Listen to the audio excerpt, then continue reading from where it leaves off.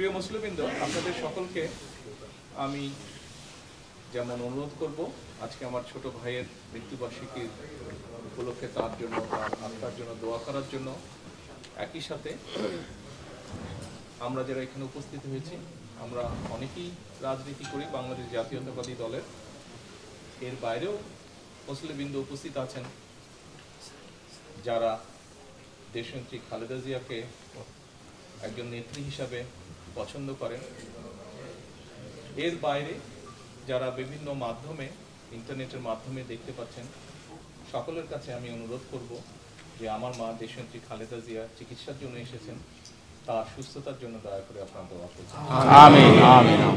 একই সাথে আপনাদের কাছে আমার অনুরোধ থাকবে যে দেখুন, গত 5 তারিখের পরে, 5ই আগস্টের পরে 5 তারিখে যেই রাজনৈতিক পরিবর্তন হয়েছে বাংলাদেশে, তারপরে বাংলাদেশের মানুষ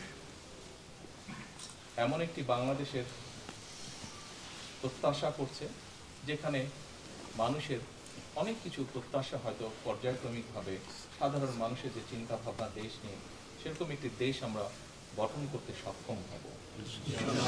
এই দেশ 1971 সালে বাংলাদেশের মানুষ, মুক্তিযোদ্ধারা যুদ্ধ করে স্বাধীন করেছেন। আপনাদের কাছে আমার অনুরোধ থাকবে যে আসুন, যেই বাংলাদেশ স্বাধীন করার জন্য যে মানুষগুলো জান কোরবান করেছেন তাদেরকেও আমরা আমাদের দোয়ায় আজকে শামিল রাখবো।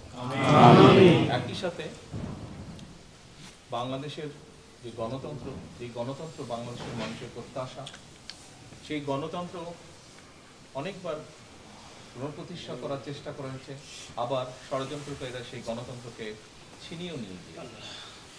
কিন্তু দেশ স্বাধীনের পর থেকে, বিশেষ করে 90 এবং পরবর্তীতে যে স্বৈরাচার দেশ থেকে পালিয়ে গিয়েছে 5 তারিখে, সেই স্বৈরাচারের সময় বিগত 15 বছর বিএনপি সহ বিরোধী দলের, অন্যান্য বিরোধী দলের নেতাকর্মী শহীদ হয়েছেন, গুম হয়েছেন, খুন হয়েছেন, অত্যাচারিত হয়েছেন, নির্যাতিত হয়েছেন।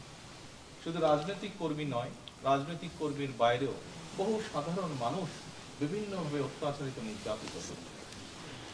এর বাইরে বিগত জুলাই আগস্টের আন্দোলনের সময় বহু মানুষ, দল মত নির্বিশেষে বহু মানুষ শহীদ হয়েছে। প্রায় 2000-এর মতন মানুষকে হত্যা করেছিল পালিয়ে যাওয়া সেই স্বৈরাচার তারা। 30,000-এর মতন মানুষ বিভিন্নভাবে ইনজোর্ড হয়েছে, জখম হয়েছে। আসুন আমরা আজকে এই সকল শহীদ এবং সকল অত্যাচারিত, নির্যাতিত মানুষের জন্য হাত তুলে আল্লাহর দরবারে দোয়া করব, দল মত নির্বিশেষে, সে যে দলেরই হোক না কেন। একই সাথে আমরা আল্লাহর কাছে চাইবো আজকে হাত তুলে যে প্রত্যাশা নিয়ে বাংলাদেশের মানুষ নিজের দেশকে একটি ভালো জায়গায় দেখার জন্য ভবিষ্যতের দিকে তাকিয়ে আছে, আল্লাহ যাতে আমাদেরকে সেই তৌফিক দেন, আমরা বেঁচে আছি, আমরা যাতে প্রত্যেকে সেই বাংলাদেশের মানুষের প্রত্যাশিত দেশ গড়ে তোলার ক্ষেত্রে অবদান রাখতে পারি।